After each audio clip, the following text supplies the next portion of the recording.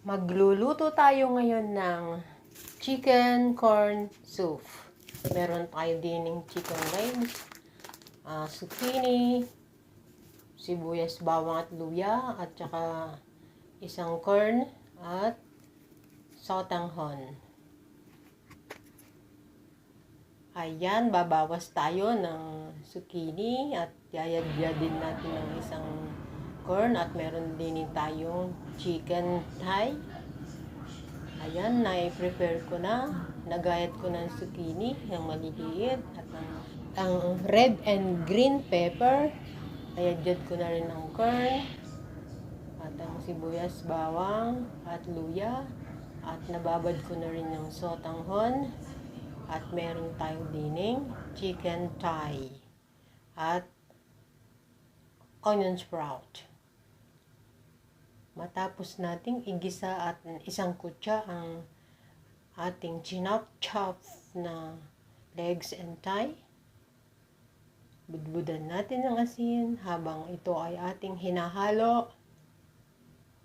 Ayan mga mare, nung malapit ng masangkot siya, ilagay natin ang ating niyadyad na isang corn. Huwag natin kararamihan ng corn dahil tatamis ang ating sabaw. Antayin natin itong maging malapot. Ayan. At saka natin lalagyan ng tubig na pakukuluan natin na pinakasabaw, 1 litro. Pakuluin natin hanggang sa lumambot ang karne. At pagkaraan ng 30 minuto na pinakuluan natin, pinalambot ang manok, isunod natin ang ginayat nating zucchini, budbudan natin ng kaunting magic syrup, at magdagdag tayo ng asin. At ilagay na natin ang ating binabad na kaunting sotanghon, at ilagay na rin natin ang ating red and green pepper at ang ating onion sprout. Pakuluin lang natin ng bahagya at yan, ang ganda.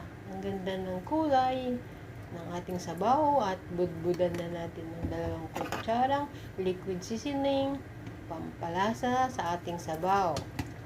Ayan, pakuluin lang natin ng konti pa at pwede na tayong sumandok at makahigop tayo ng mainit na sabaw para tayo ay huwag ginawin ngayong taglamig.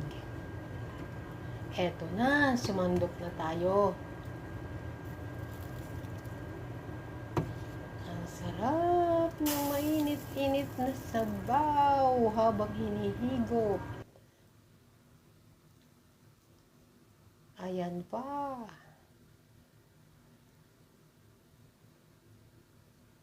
Ayan pa.